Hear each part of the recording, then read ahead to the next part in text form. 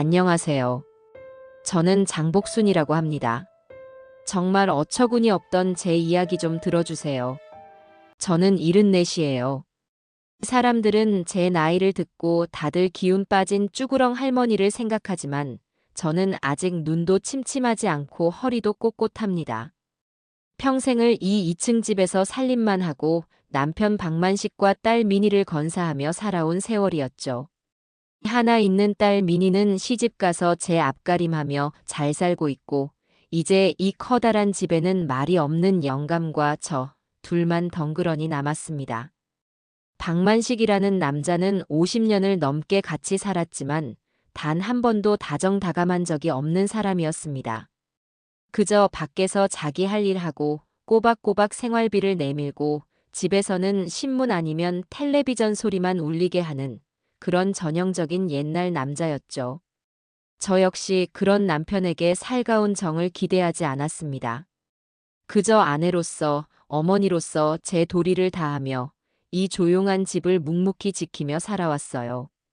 그렇게 흐르는 물처럼 조용하던 제 노후에 이상한 파문이 일기 시작한 것은 석 달 전쯤입니다.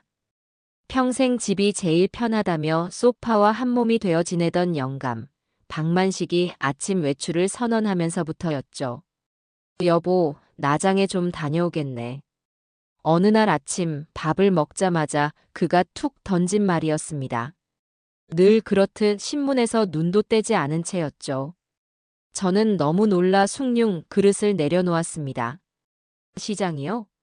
시장에 뭐 사러 가게요? 필요한 거 있으면 저한테 말을 하지.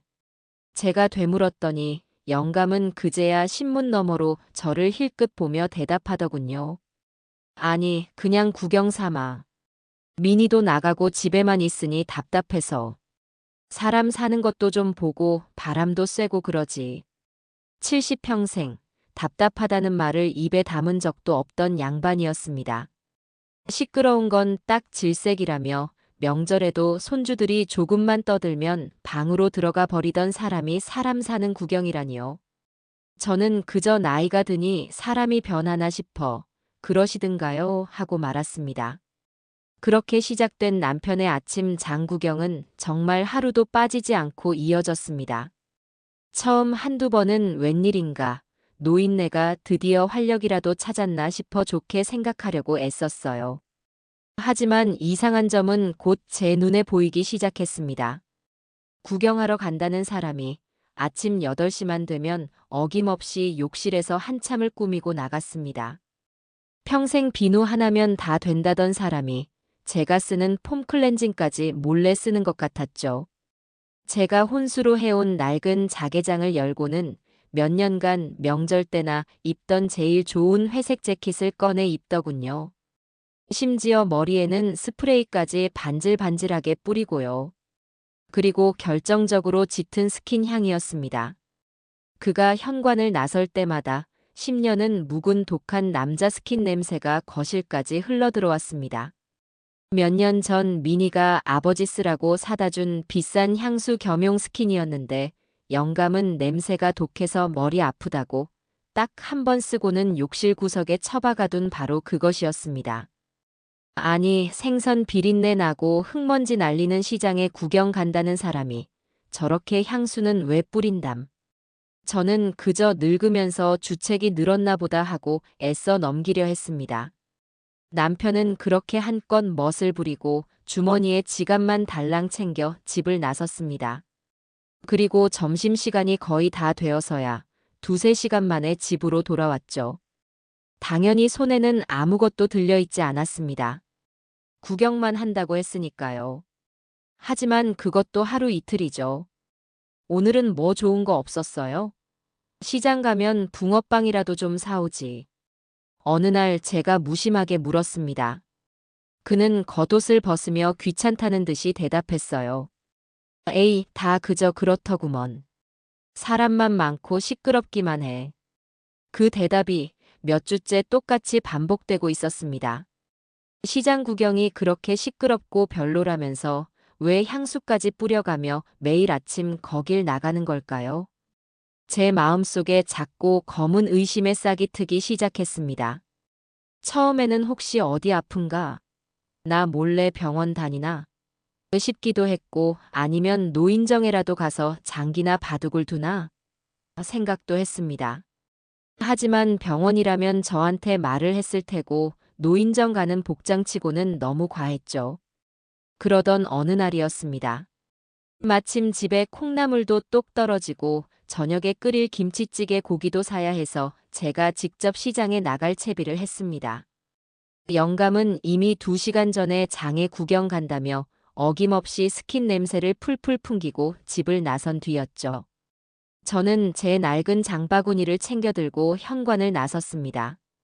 오랜만에 나선 10월의 재래시장은 활기가 넘쳤습니다. 콩나물 1,000원어치. 골라 담아. 오늘 생선 다 떨이. 여기저기서 외치는 소리가 정겨웠죠.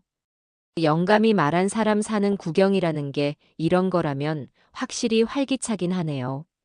저는 곧장 20년을 넘게 다닌 단골 정육점으로 향했습니다. 사장님 나왔어요. 오늘 고기 좋은가?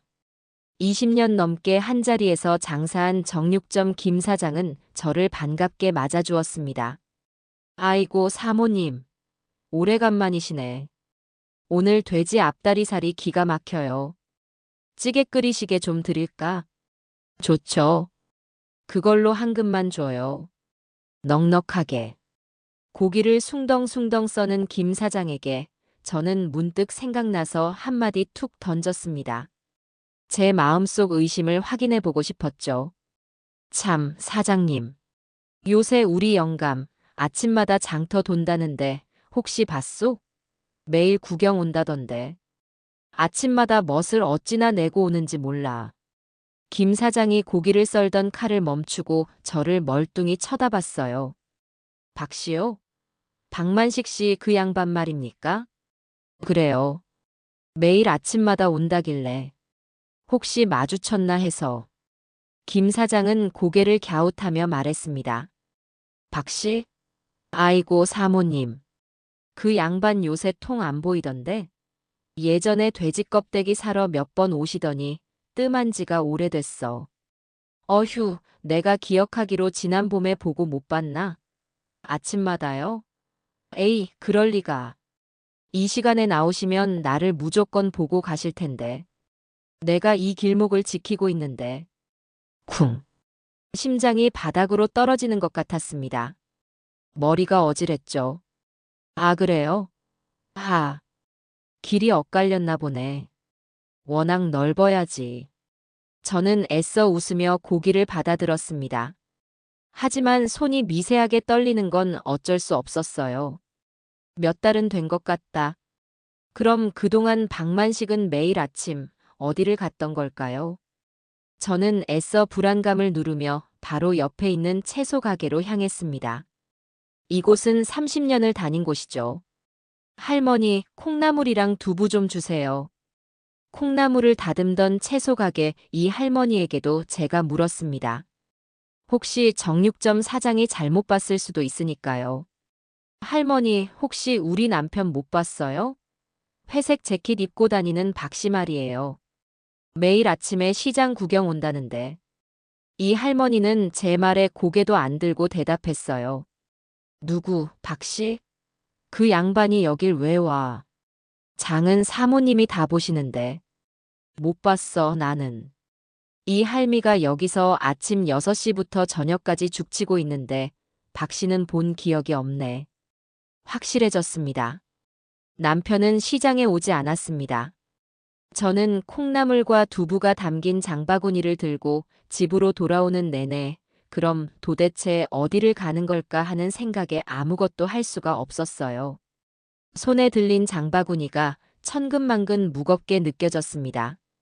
그날 저녁 저는 아무 일도 없다는 듯이 저녁을 차렸습니다. 정육점에서 사온 앞다리살로 얼큰하게 김치찌개를 끓였죠.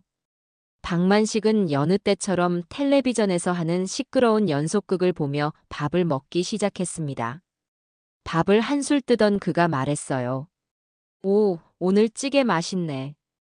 고기 좋은 거 썼구먼. 저는 밥을 깨작거리며 그를 지켜봤습니다. 아침에 풍기던 향수 냄새는 다 날아갔지만 아침에 입고 나간 말쑥한 재킷은 여전히 그대로였죠. 저는 숟가락을 내려놓고 밥상 너머의 남편을 바라봤습니다. 제 심장이 쿵, 쿵 뛰었습니다. 이제 마지막 확인만 남았습니다. 저는 텔레비전 소리가 잠시 멎는 틈을 타 아주 태연한 목소리로 말했어요. 여보. 응, 왜? 그는 여전히 텔레비전에 눈을 고정한 채였습니다. 오늘 내가 시장에 갔었거든요. 당신 말대로 구경할 것도 많고 좋더군요. 근데 생선 가게에 고등어가 아주 싱싱하고 좋던데. 당신은 못 봤어요? 아침에 구경 갔다면서. 이건 명백한 덫이었습니다. 오늘 생선 가게 좌판은 태풍 때문에 거의 비어 있었거든요. 고등어는커녕 갈치 한 마리도 없었습니다. 정육점 김 사장이 오늘 생선은 다 꽝이야. 꽝이라고 말하는 것까지 들었습니다. 만약 그가 못 봤다거나 생선 쪽은 안 갔다고 하면 100번 양보해서 다른 시장을 갔다고 둘러댈 수도 있겠죠. 하지만 박만식은 찌개를 한 숟갈 더 뜨며 텔레비전 연속극에서 눈을 떼지도 않고 무심하게, 아주 무심하게 대답했습니다. 아, 고등어. 봤지. 실하더구먼. 근데 집에 생선도 있고 해서 그냥 안 샀어. 온몸에 피가 차갑게 식는 기분이었습니다. 이 영감이 지금 내 눈을 보고 거짓말을 하고 있습니다. 그것도 아주 태연하게 1초의 망설임도 없이 말이죠. 저는 마른 침을 삼키고 마지막 확인 사살을 했습니다. 그래요?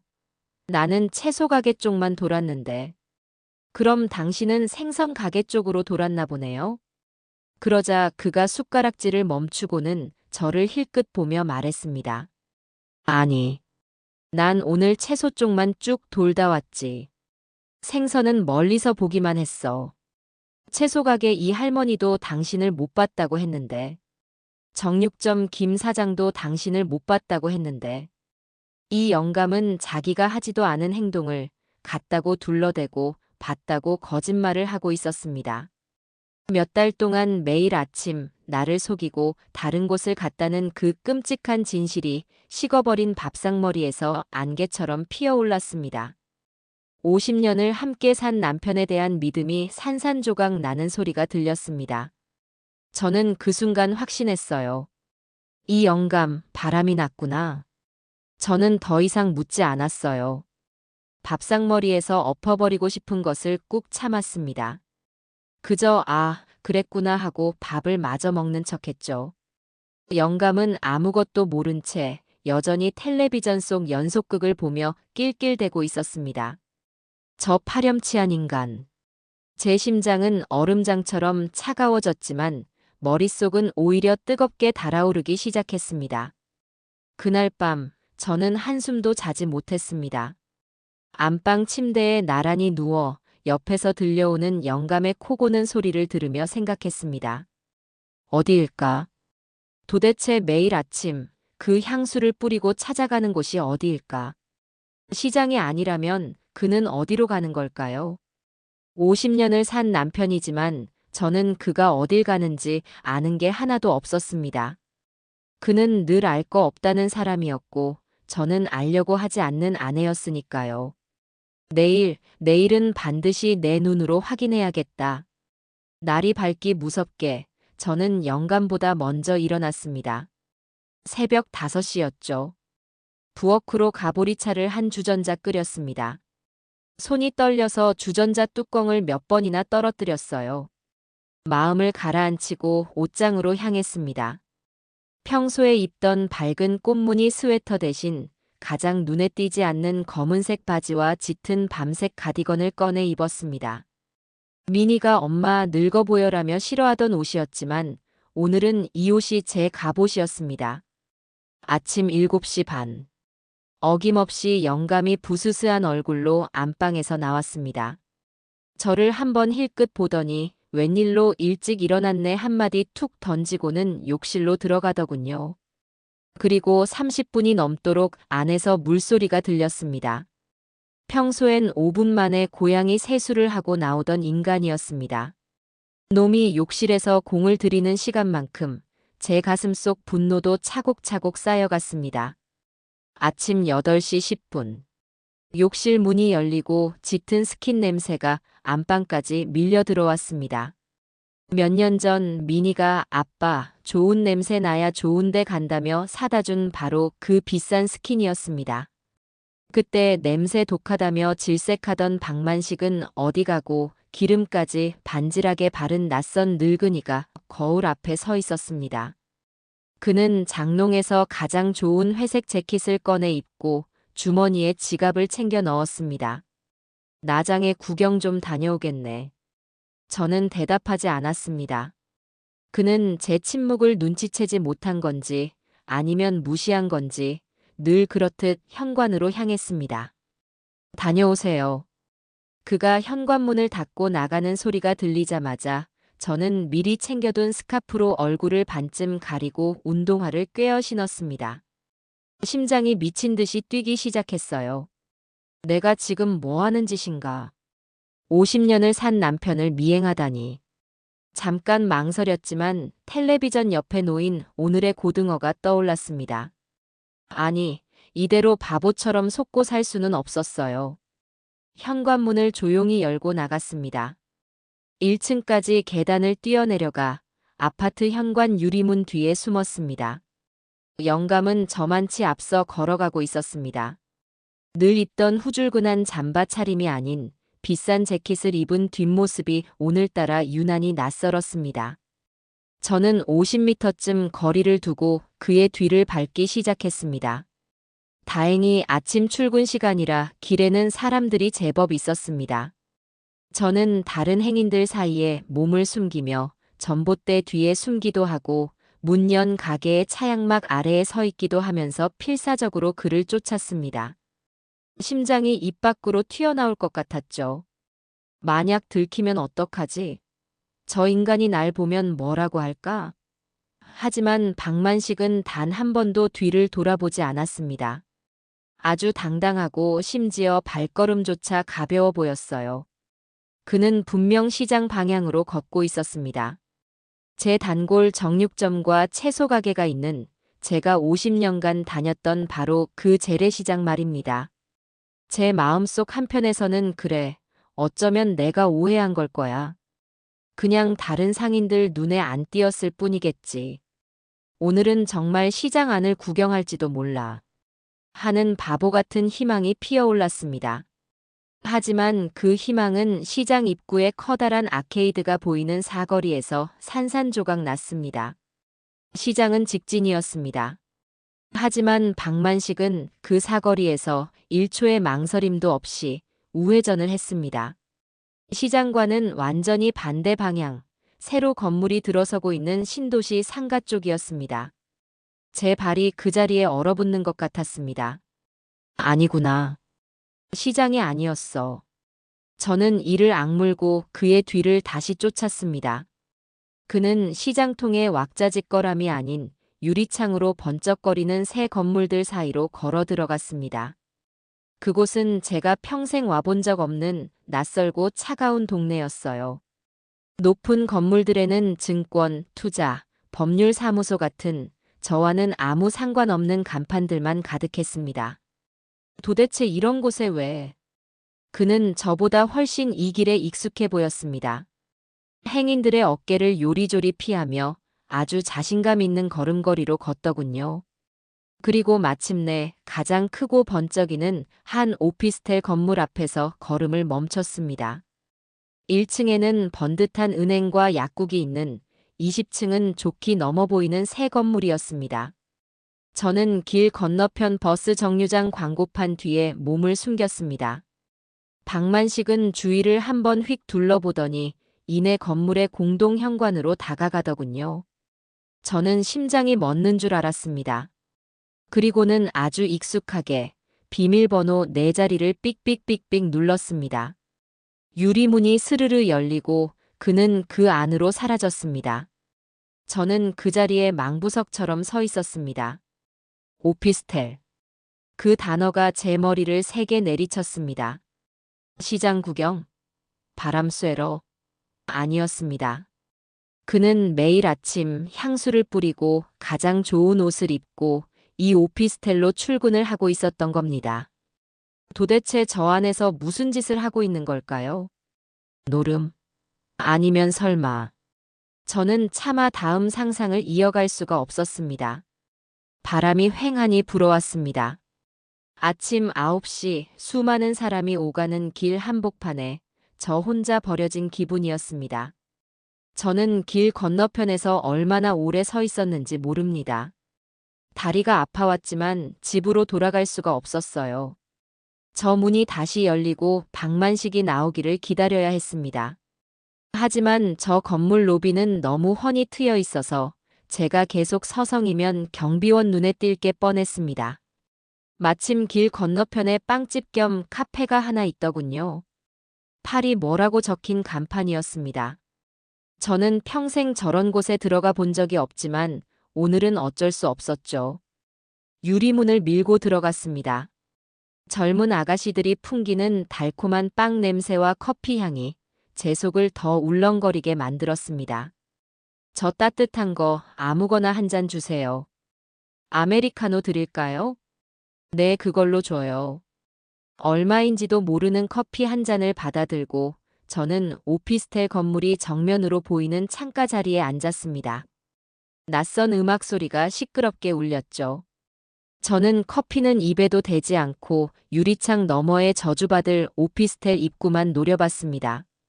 시간이 지옥처럼 흘러갔습니다. 9시 반, 10시, 10시 반. 도대체 저 안에서 뭘 하는 걸까? 저기서 점심까지 먹는 걸까? 혹시 나 몰래 사무실이라도 차린 걸까? 별의별 생각이 다 들었습니다. 하지만 투자나 사무실 같은 단어는 아침마다 뿌리던 그 독한 스킨 향과 도무지 어울리지가 않았어요. 10시 50분.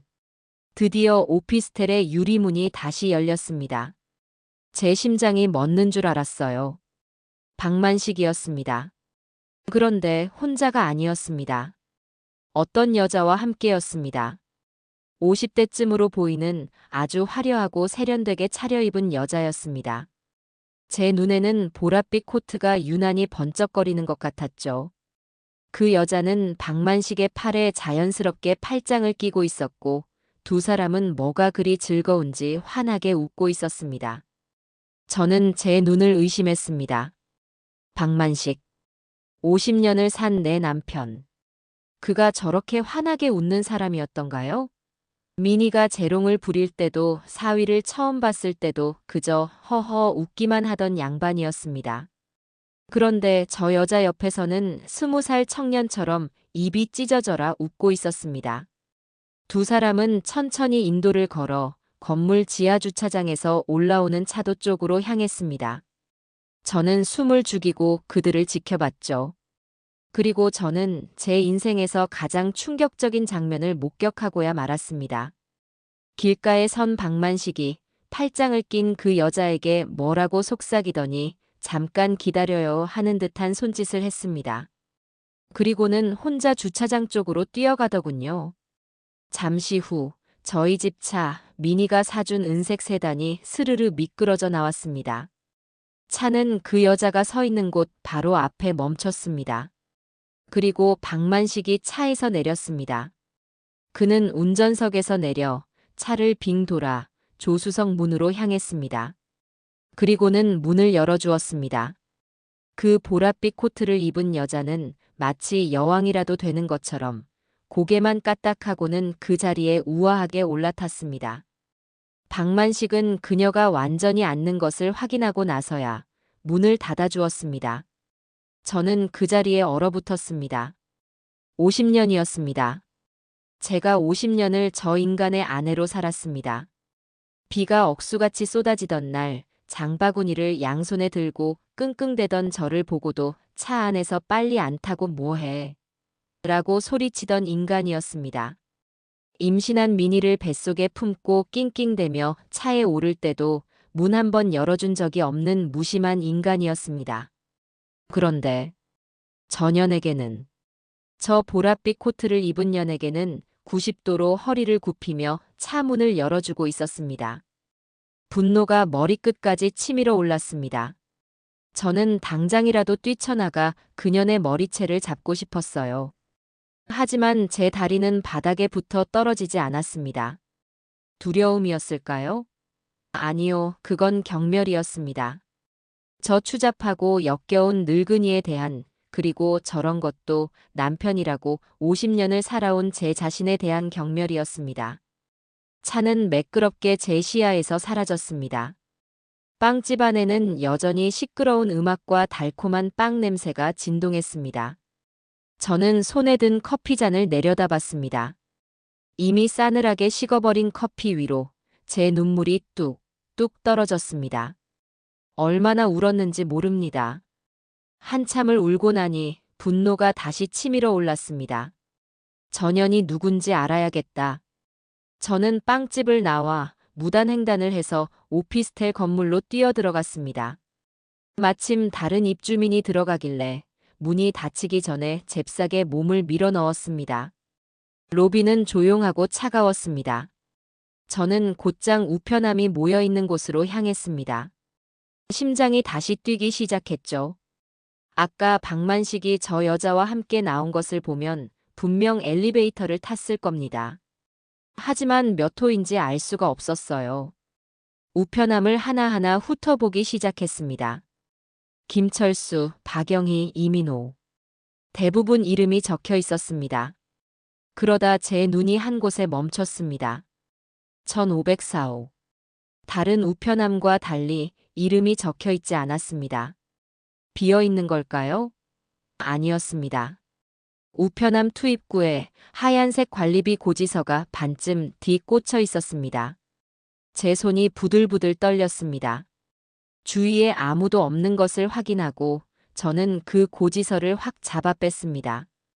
1504호 세대주 귀하. 그리고 그 밑에 선명하게 찍힌 이름이 있었습니다. 오정심. 오정심. 오정심. 저는 그 이름을 미친 사람처럼 중얼거렸습니다. 제 남편이 매일 아침 향수를 뿌리고 달려왔던 곳, 제 평생의 세월을 무참히 짓밟으며 차 문을 열어주던 그 여자의 이름이었습니다. 1504호의 오정심. 저는 그 고지서를 주먹에 꽉 쥔 채 비틀거리며 오피스텔을 빠져나왔습니다. 이제 전쟁이 시작된 겁니다.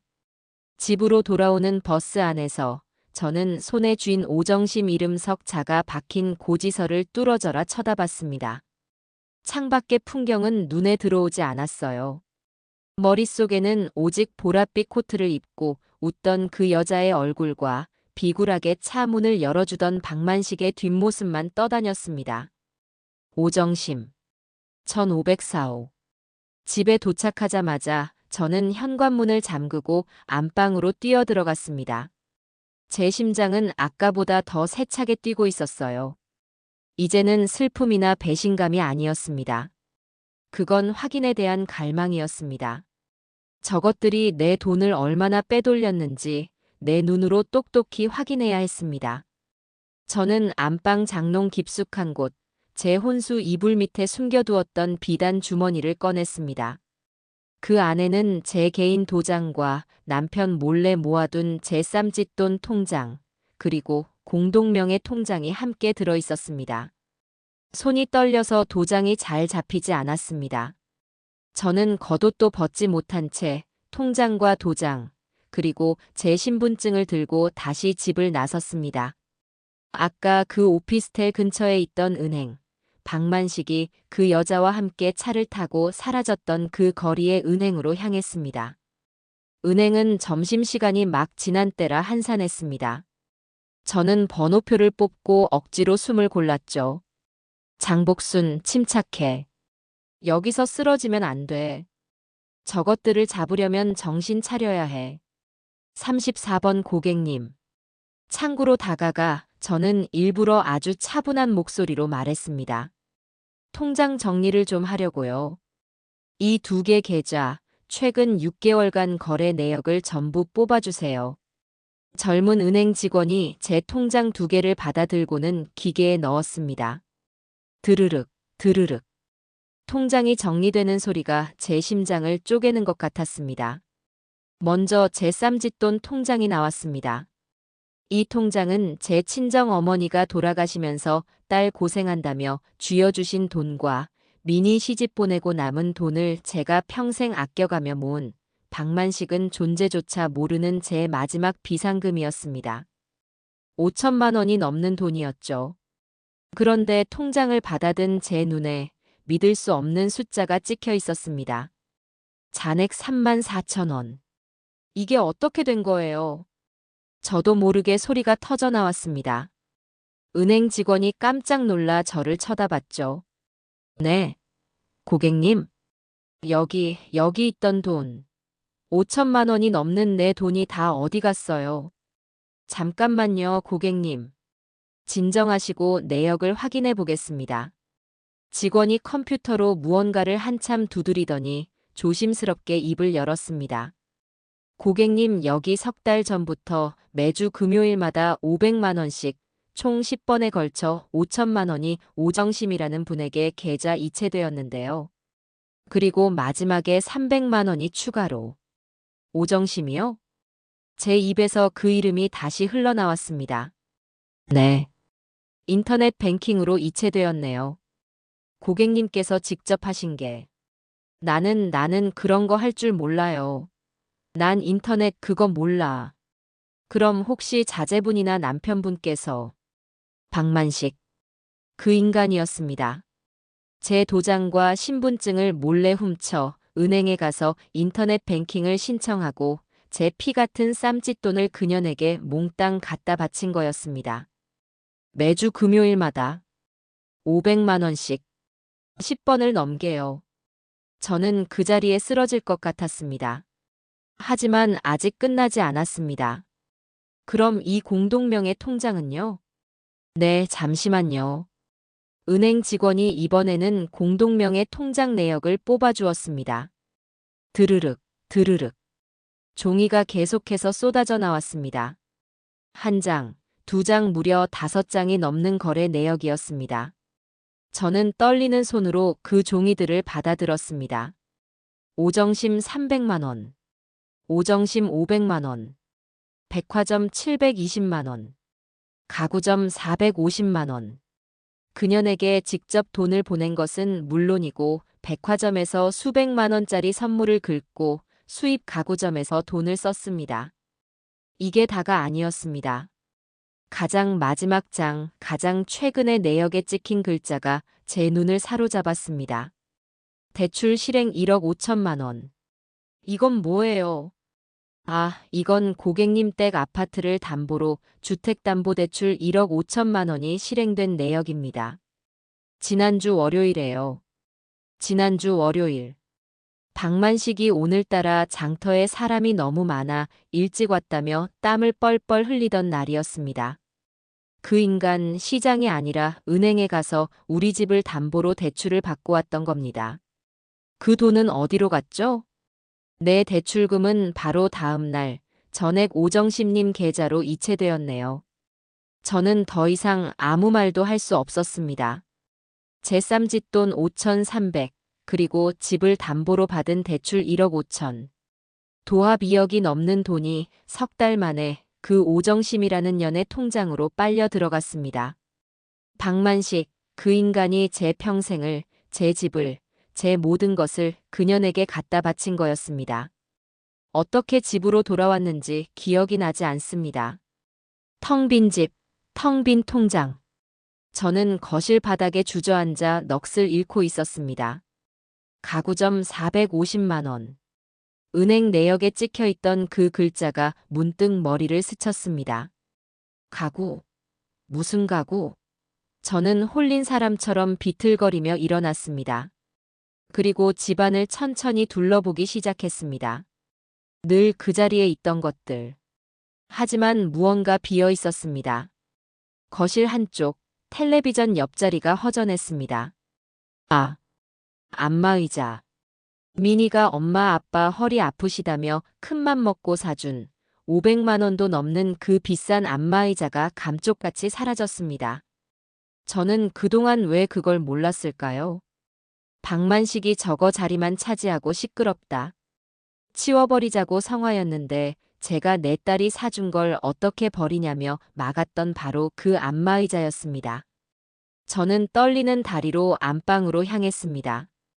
그리고 제 눈을 의심했습니다.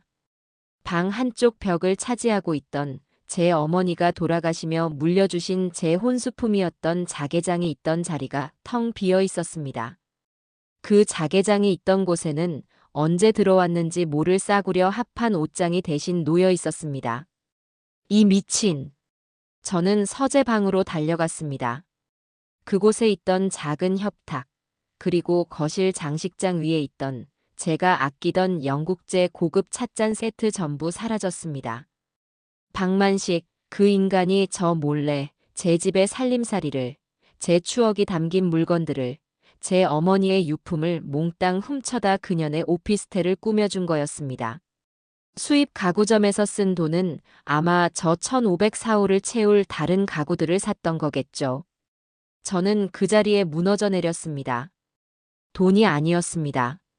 집이 아니었습니다. 제 인생 전부를 도둑 맞았습니다.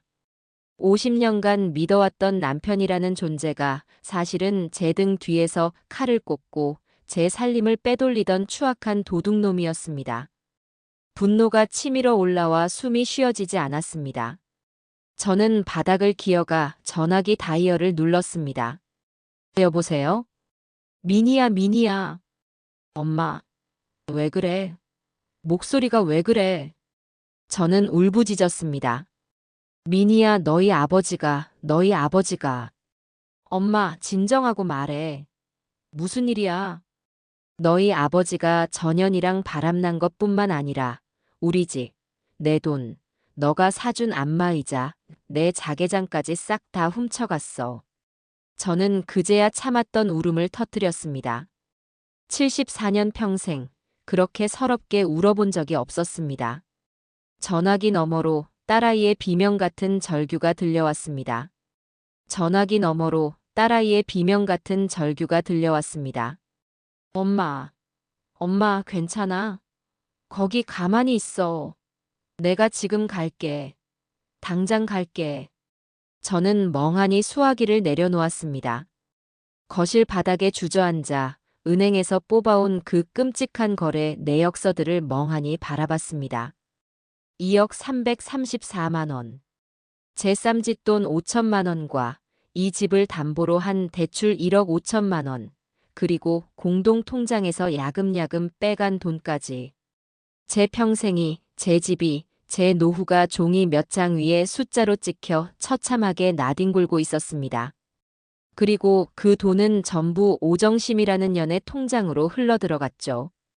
얼마나 지났을까요? 현관 도어락 비밀번호를 누르는 소리가 미친 듯이 울리고 쿵 하는 소리와 함께 문이 열렸습니다. 엄마, 엄마, 어디 있어? 민이었습니다. 제 딸이 숨이 턱에 차서 헐레벌떡 거실로 뛰어들어왔습니다. 엄마. 민이는 바닥에 주저앉아 넋을 잃은 저를 보고는 그대로 무너져 내렸습니다. 엄마 왜 이러고 있어? 딸아이는 울고 있었습니다. 하지만 저는 이상하게 눈물이 나지 않았습니다. 이미 눈물은 아까 빵집에서 다 흘려버린 것 같았어요. 제 가슴 속에는 눈물 대신 차갑고 단단한 돌덩이 같은 분노만이 남아 있었습니다. 민이야, 울지 마라. 제 목소리가 쇳소리처럼 갈라져 나왔습니다. 이거 봐. 저는 손을 뻗어 바닥에 흩뿌려진 은행거래 내역서 중 하나를 집어들었습니다. 딸아이는 울음을 멈추고 떨리는 눈으로 제가 내민 종이를 받아들었습니다. 이체 오정심. 대출 실행 1억 5천. 이게 다 뭐야, 엄마. 내 아버지가 한 짓이다. 저는 천천히, 아주 천천히 오늘 있었던 모든 일을 딸에게 이야기했습니다. 어제 저녁의 고등어 거짓말부터 오늘 아침의 미행, 낯선 오피스텔, 향수 냄새, 그리고 조수석 문을 열어주던 그 비굴한 뒷모습까지. 민희는 제 이야기가 진행될수록 눈물을 그치고 주먹을 꽉 쥐었습니다. 그 아이는 저를 닮아 슬픔이 극에 달하면 분노로 바뀌는 아이였습니다. 그리고 이것도. 저는 딸의 손을 잡고 일으켜 세웠습니다. 그리고 거실의 텅 빈 공간, 안마의자가 사라진 자리를 가리켰습니다. 내가 사준 안마의자 없어졌다. 뭐? 안방으로 가봐라. 미니가 비틀거리며 안방으로 달려갔습니다. 아! 딸아이는 텅 빈 자개장 자리를 보고는 입을 틀어막았습니다. 할머니 유품인데. 내 아버지가 전연의 오피스텔을 꾸며준다고 내 살림을, 내 할머니 유품까지 싹 다 훔쳐갔다. 미니는 그 자리에 서서 부들부들 떨었습니다. 그 인간이 어떻게 할머니 물건까지. 저는 미니에게 다가가 아까 오피스텔에서 훔쳐온 고지서를 내밀었습니다. 이게 그년 이름이다. 1504호 오정심. 미니는 오정심이라는 세 글자를 한참 동안 노려봤습니다. 그러더니 그 아이의 얼굴이 하얗게, 정말 새하얗게 질려버렸습니다. 오정심 50대 보랏빛 코트. 딸아이가 뭔가를 기억해내기라도 한 듯 저를 쳐다보며 중얼거렸습니다. 엄마 나 그 여자 알아요. 제 심장이 다시 한번 바닥으로 떨어졌습니다. 그게 무슨 말이냐? 내가 그년을 어떻게 알아? 지난 추석 때였어. 미니가 절규하듯 소리쳤습니다. 아빠가 밥 사준다고 너희 사위랑 같이 나오라고 했잖아. 명절인데 왜 집에서 안 먹고 밖에서 먹나 했더니 저는 그날을 기억했습니다. 박만식은 명절 음식 지겹다며 웬일로 비싼 한정식 집을 예약했었죠. 미니가 말을 이었습니다. 그 자리에 어떤 여자를 데리고 나왔어. 아빠가 우리한테 인사해라. 아주 유능한 부동산 투자 전문가시다라고 소개했어. 그 여자가 바로 이 오정심이었어. 아, 하늘이 무너지는 것 같았습니다. 그 인간이 제 딸과 사위가 있는 자리에 감히 그 상간년을 데리고 나왔단 말입니다. 그 여자가 아빠한테 계속 회장님 거리면서 아양을 떨었어. 나는 그때 그냥 아빠가 어디서 사기당하는 줄 알았어. 부동산 전문가라길래 이상한데 투자하나 싶어서 아빠한테 저 여자 조심해라, 사기꾼 같다고 말했단 말이야. 뭐라고 했니?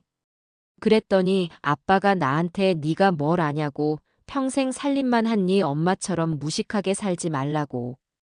평생 살림만 한 네 엄마처럼 무식하게 살지 말라. 박만식. 그 인간이 제 딸 앞에서 저를 그렇게 모욕했습니다. 저는 피가 거꾸로 솟는 것을 느꼈습니다. 그때 내가 엄마한테 그게 무슨 말이냐고 화를 냈더니 그 오정심이라는 년이 웃으면서 아이고 따님이 효녀시네. 사모님은 복 받으셨어요라고. 그년의 입에서 사모님 소리가 나왔다니. 저는 이가 갈렸습니다. 그녀는 이미 제 존재를 알고 제 딸 앞에서 저를 조롱하고 있었던 겁니다. 엄마. 미니가 제 앞에 무너져 내렸습니다. 내가 그때 그걸 몰랐어. 그게 상간년인 줄도 모르고 내가. 아니다. 저는 우는 딸의 어깨를 단단히 붙잡았습니다. 울지 마라, 미니야. 이제부터 우는 건 우리가 아니라 그년 놈들이 될 거다. 제 목소리는 얼음장처럼 차가웠습니다. 엄마. 미니야. 넌 엄마 편이지. 당연하지. 당연히 엄마 편이지. 좋다.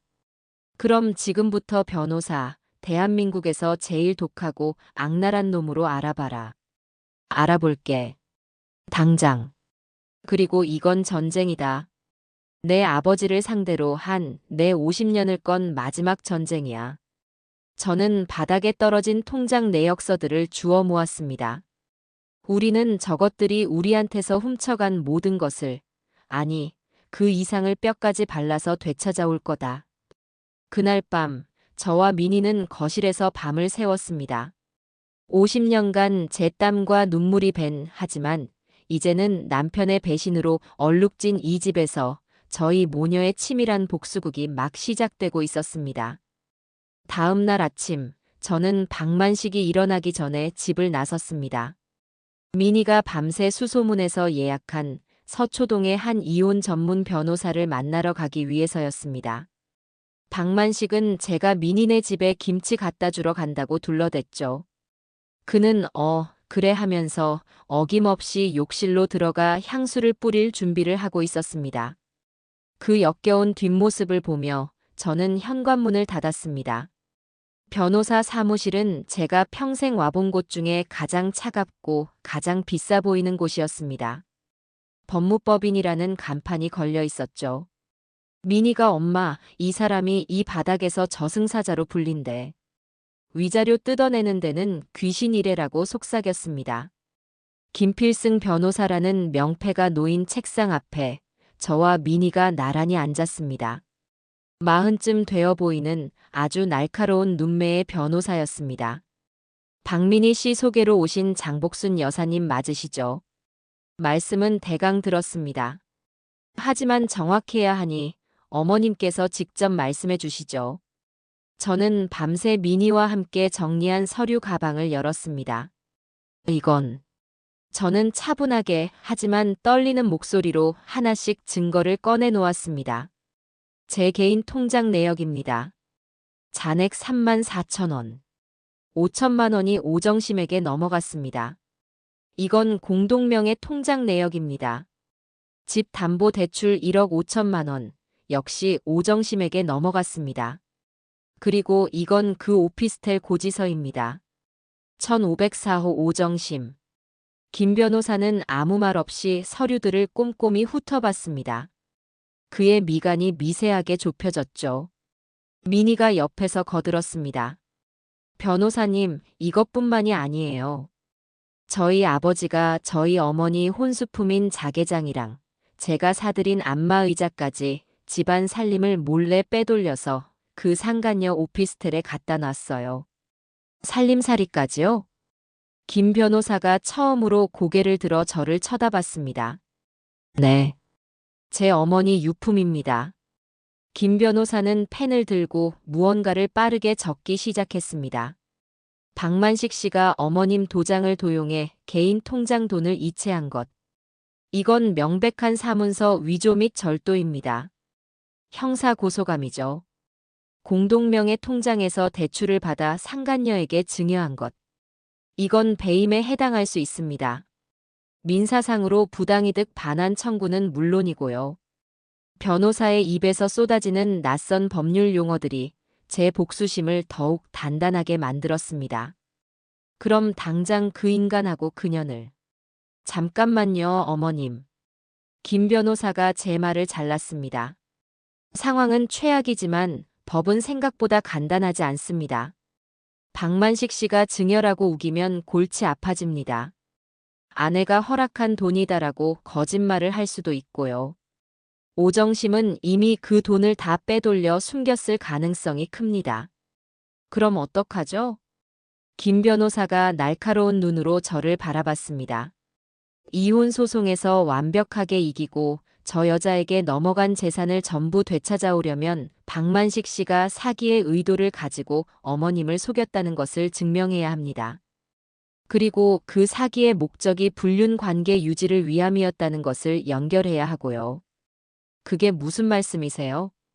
쉽게 말해 저 1504호 오피스텔이 단순한 투자처가 아니라 두 사람의 불륜 둥지라는 것을 빼도 박도 못하게 증명해야 합니다. 두 사람이 그 안에서 부적절한 관계를 맺고 있다는 결정적 증거가 필요합니다. 그리고 어머님 물건, 그 자개장과 안마의자가 확실하게 그 불륜의 장소에 있다는 물증도 필요하고요.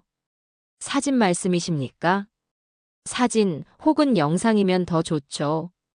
그 증거만 있다면 박만식 씨는 유책 배우자가 되어 재산 분할에서 빈손으로 쫓겨나게 할 수 있습니다.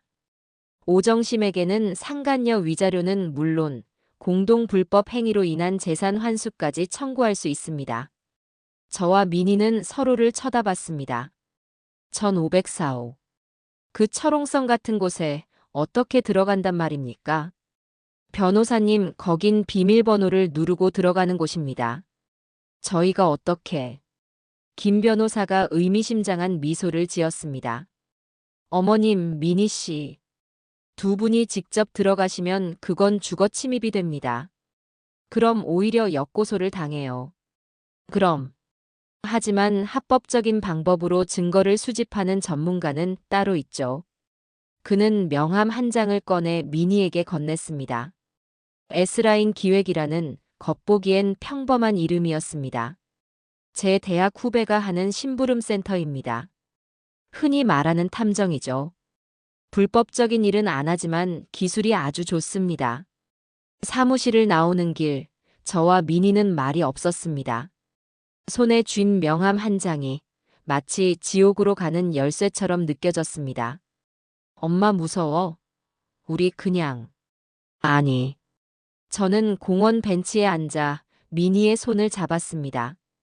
무섭지 않다. 나는 50년을 저 인간 뒤에서 그림자처럼 살았다. 하지만 내 남은 인생까지 저런 도둑놈들한테 뺏길 수는 없어. 그런데 어떻게 들어가지? 그 전문가라는 사람도 문이 잠겨 있는데 맘대로 들어갈 수는 없지 않니? 저와 미니는 머리를 맞대고 고민했습니다. 경찰에 신고할까? 아니야, 그럼 증거도 없는데 문 안 열어줘. 열쇠공을 부를까? 그건 불법이랬잖아. 한참을 고민하던 그때였습니다. 제가 집에서 가져온 가방 속에서 아무렇게나 쑤셔 넣었던 우편물 뭉치가 눈에 띄었습니다. 도시가스 10월분 청구서. 그리고 그 밑에 작은 글씨로 적힌 안내문. 안내 10월 15일에서 20일 전기가스 안전 점검 실시. 순간 제 머릿속에서 뭔가 번쩍했습니다. 미니야. 응. 왜 엄마? 지난달인가 내 아버지가 집에서 투덜대는 소리를 들었다. 무슨 소리? 그 오피스텔은 무슨 놈의 점검이 그리 잦으냐고. 가스 점검이다, 소방 점검이다, 귀찮게 한다고. 미니의 눈이 커졌습니다. 엄마, 그거야. 정기 점검. 그래. 점검원이라는데 문 안 열어줄 놈이 어디 있겠니? 특히나 가스라는데. 하지만 진짜 점검원이 가면 어떡해? 아니지. 저는 미니의 손에 들린 S라인 기획 명함을 가리켰습니다. 우리가 가짜 점검원을 보내는 거다.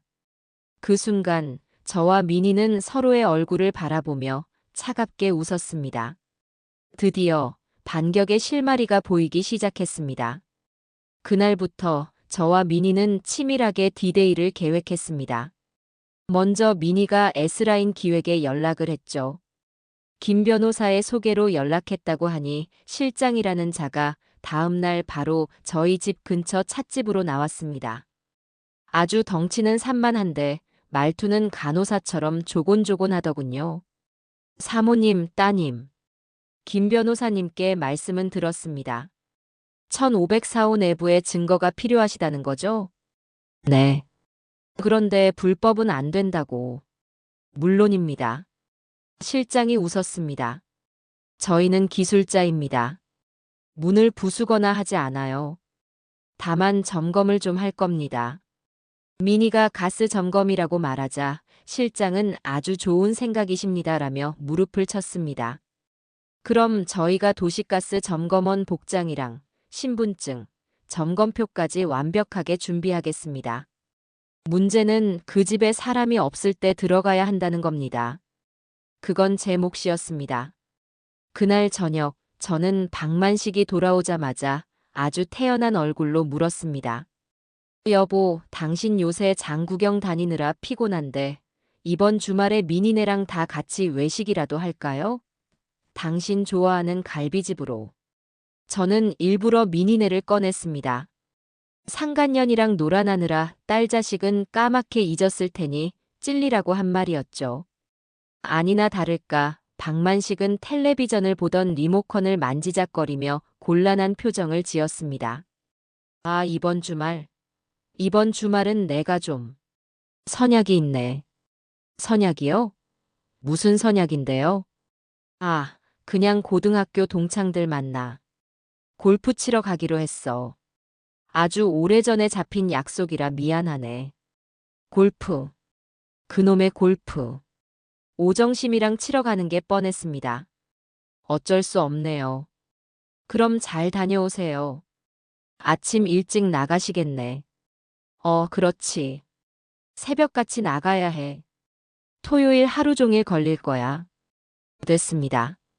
토요일 하루 종일. 시간은 충분하고도 넘쳤습니다. 저는 미니에게 토요일이라고 문자를 보냈습니다. 결전의 날, 토요일 아침이 밝았습니다. 박만식은 새벽 6시부터 일어나 골프복이랍시고 또 비싼 옷을 챙겨 입었습니다. 어제와는 다른 상쾌한 향수 냄새를 풍기며 현관을 나섰죠. 다녀오겠네. 네. 공 잘 치고 오세요. 저는 아주 인자한 아내처럼 배웅했습니다. 그가 사라지자마자 저는 미니에게 전화를 걸었습니다. 갔다. 오전 10시. 저와 미니는 미니의 차를 타고 1504호 오피스텔에서 한 블록 떨어진 골목에 주차했습니다. S라인 기획의 실장과는 10분 뒤에 로비에서 만나기로 했죠. 엄마 떨려? 아니, 하나도 안 떨린다. 거짓말이었습니다. 심장이 터질 것 같았죠. 하지만 저는 제 자신을 다잡았습니다. 저 안에 내 돈, 내 인생, 내 어머니의 유품이 있다. 저와 미니는 모자를 깊게 눌러쓰고 오피스텔 건물로 향했습니다. 로비에는 푸른색 도시가스 점퍼를 입은 실장과 연장 가방을 든 젊은 남자 두 사람이 기다리고 있었습니다. 가시죠. 실장은 아주 태연하게 엘리베이터를 잡았습니다. 15층. 띵 소리와 함께 문이 열리고 저희는 1504호 문 앞에 섰습니다. 잠시만 기다리시죠. 실장이 초인종을 눌렀습니다. 딩동. 아무 소리도 없었습니다. 한 번 더. 딩동. 역시 조용했습니다. 두 분 다 골프 치러 가신 게 확실합니다. 실장이 씩 웃더니 연장 가방을 든 젊은 남자에게 눈짓했습니다. 남자는 가방에서 작은 쇠붙이 몇 개를 꺼내더니 1504호의 최신식 도어락 앞에 쪼그려 앉았습니다. 저는 그저 침만 삼켰죠. 딸칵, 틱틱. 몇 번의 소리가 나더니 띠리리링 하는 경쾌한 소리와 함께 문이 열렸습니다. 30분입니다. 저희는 카메라 설치하고 두 분은 필요한 증거만 빨리 찾으십시오. 실장의 말과 함께 저와 미니는 1504호 안으로 들어갔습니다. 그리고 저는 숨이 멎는 줄 알았습니다. 문 바로 앞에는 며칠 전 제 집 거실에서 사라졌던 미니가 사준 안마의자가 버젓이 놓여 있었습니다. 미니가 입을 틀어막았습니다. 안으로 들어갈수록 그 광경은 더 처참했습니다. 거실 한쪽 벽면에는 텔레비전이 걸려 있었고 그 밑에는 제가 시집 올 때 해온 고급 찻잔 세트가 장식장 안에 진열되어 있었습니다. 저 미친. 미니가 욕을 내뱉었습니다. 그리고 침실 문을 열었습니다. 저는 그 자리에 주저앉을 뻔했습니다. 방 한가운데 가장 좋은 자리에 제 어머니의 유품, 제가 50년간 매일 닦고 쓸었던 그 자개장이 놓여 있었습니다. 윤기가 반질반질하게 흐르는 채로 말입니다. 그뿐만이 아니었습니다. 그 자개장 위에는 박만식과 오정심, 두 년놈이 활짝 웃으며 찍은 커플 사진이 액자에 담겨 올려져 있었습니다. 제 어머니의 유품 위에 감히 저 더러운 것들의 사진을 올려놓다니. 찍어. 미니야, 다 찍어. 이 천하의 개만도 못한 것들. 저는 울부짖었습니다. 미니는 울면서도 미친 듯이 핸드폰 카메라 셔터를 눌렀습니다. 안마의자 찍었어. 찻잔도. 자개장이랑 저 사진도. 그때 실장이 침실로 들어왔습니다. 사모님, 침대 위 천장에 하나, 거실 텔레비전 위에 하나. 초소형 카메라 2대 설치 완료했습니다. 24시간 녹화되고 실시간으로 따님 핸드폰에서 확인 가능합니다. 이제 나가셔야 합니다. 저는 이가 갈렸습니다. 그냥 나갈 수는 없었어요. 미니야, 잠깐만. 저는 비틀거리며 화장실로 향했습니다. 아니나 다를까 욕실 선반에는 박만식의 스킨과 칫솔이 오정심의 것과 나란히 놓여 있었습니다. 감히 내 집 살림을 훔쳐와서 여기서 뒹굴어? 저는 망설이지 않았습니다. 오정심의 칫솔을 집어들어 그대로 변기 안쪽에 박박 문질렀습니다. 그리고 다시 칫솔 꽂이에 꽂아두었죠. 엄마, 뭐해? 시간 없어. 잠깐만. 저는 주방으로 향했습니다. 냉장고를 열었죠. 아니나 다를까 온갖 비싼 유기농 식품과 과일들이 가득했습니다. 박만식이 제게는 돈 아깝다며 한 번도 사준 적 없는 것들이었죠. 싱크대 위에는 값비싼 엑스트라 버진 올리브 오일 병이 있었습니다. 저는 주머니에서 아침에 몰래 챙겨온 작은 병을 꺼냈습니다. 까나리 액젓 원액이었습니다. 저는 그 올리브 오일 병마개를 열고 까나리 액젓을 아낌없이 부어 넣었습니다. 색깔이 비슷해서 전혀는 절대 눈치채지 못할 겁니다. 그리고 마지막. 침실 화장대로 향했습니다. 그년이 쓰는 비싼 영양 크림이 보였습니다. 뚜껑을 열었죠. 저는 가방 깊숙한 곳에서 아주 작은 비닐봉지를 꺼냈습니다. 저희 집에서 가장 매운 베트남 땡초 고춧가루를 빻아온 것이었습니다. 저는 그 고춧가루를 영양크림에 쏟아붓고 면봉으로 아주 정성스럽게 색이 티나지 않도록 섞어주었습니다. 사모님, 진짜 가셔야 합니다. 실장의 다급한 목소리가 들렸습니다. 다 됐습니다. 갑시다. 저는 아무 일도 없었다는 듯 화장대 앞을 떠났습니다. 저와 미니는 1504호를 빠져나왔습니다. 딸칵. 문이 다시 잠겼습니다. 엘리베이터를 타고 내려오는 내내 제 심장은 이상하리만치 차분했습니다. 이제 덫은 놓였습니다. 저 더러운 쥐 2마리가 둥지로 돌아와 제 선물을 받고 제 카메라 앞에서 뒹굴기만 기다리면 되었습니다. 그날 1504호 오피스텔에서 나온 저와 미니는 곧장 미니네 집으로 향했습니다. 박만식이 골프를 치고 돌아올 제 집으로 돌아가 그 역겨운 인간의 얼굴을 마주할 자신이 없었어요. 미니는 저를 자기 집안방에 모셔다 놓고 노트북 컴퓨터를 켰습니다. 엄마, 보여? 노트북 화면에는 낯선 천장과 낯선 거실이 흑백처럼 비치고 있었습니다. 1504호. 저희가 방금 전까지 있었던 제 살림살이가 도둑맞아 전시되어 있던 바로 그곳이었습니다. 실장이라는 사람이 말한 대로 카메라 2대가 완벽하게 작동하고 있었죠. 엄마, 보인다. 저와 미니는 숨을 죽인 채 텅 빈 화면만 바라봤습니다. 아무도 없는 둥지. 하지만 곧 저곳으로 2마리의 더러운 짐승이 돌아올 것을 알고 있었습니다. 시간이 지옥처럼 흘러갔습니다. 토요일 오후. 미니가 엄마 저녁이라도 시켜 먹자며 억지로 죽을 시켰지만 숟가락이 입으로 가질 않았습니다. 텔레비전 소리도 바깥의 차 소리도 아무것도 귀에 들어오지 않았어요. 오직 노트북에서 작게 들리는 텅 빈 방의 지지직하는 잡음만이 제 모든 신경을 사로잡았습니다. 언제 올까? 혹시 카메라를 발견하면 어떡하지? 내가 변기에 묻혀놓은 칫솔은? 고춧가루를 섞은 크림은? 제 심장은 불안감으로 터질 것 같았지만 동시에 한편으로는 잔인한 기대감으로 부풀어 올랐습니다. 제가 50년간 감춰왔던 저 자신도 몰랐던 아기가 스멀스멀 피어오르는 기분이었습니다. 저녁 8시가 넘었을 때였습니다. 삑삑삑삑 띠리리링. 노트북 스피커에서 그토록 기다리던 현관 도어락 소리가 들렸습니다. 저와 미니는 동시에 화면 앞으로 달려들었습니다. 왔다. 현관 쪽에서 남녀의 목소리가 들렸습니다.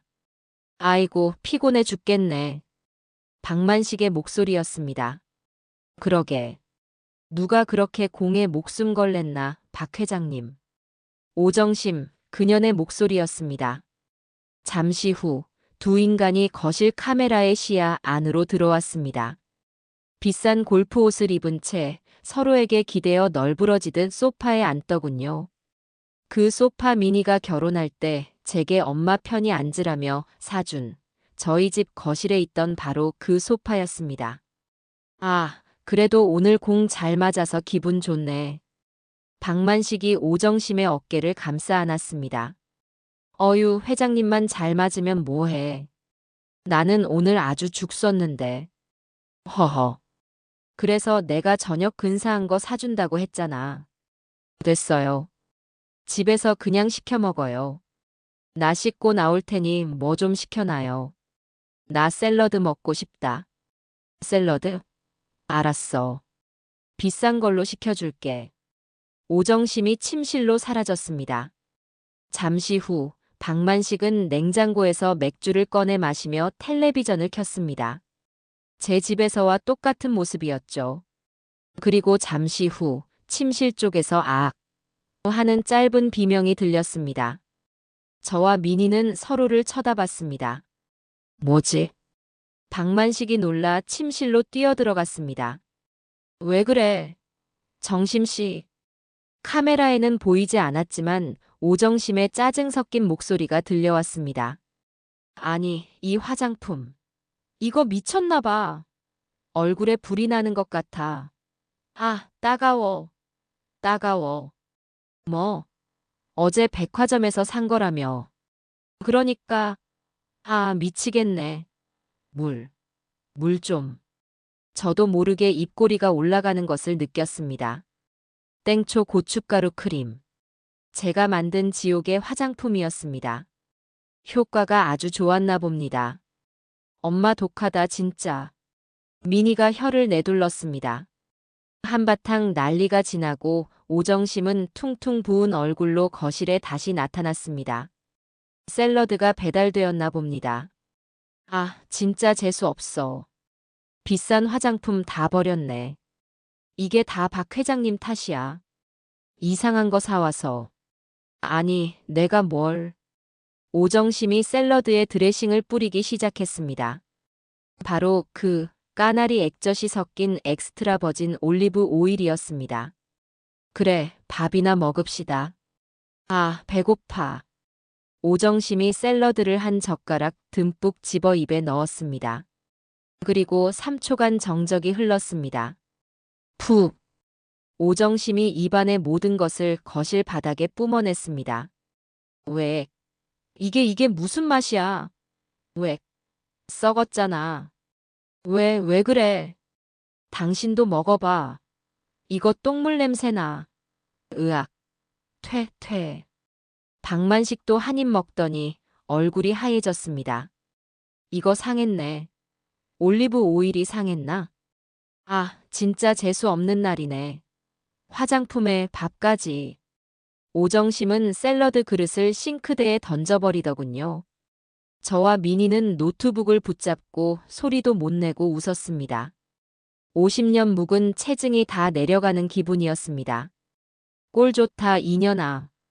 한바탕 소동이 끝나고 두 년 놈은 결국 중국 음식을 시켜 먹었습니다. 그리고 제 심장을 먹게 할 바로 그 대화가 시작되었습니다. 두 사람은 제 소파에 앉아 맥주를 마시고 있었습니다. 오정심이 칭얼거리더군요.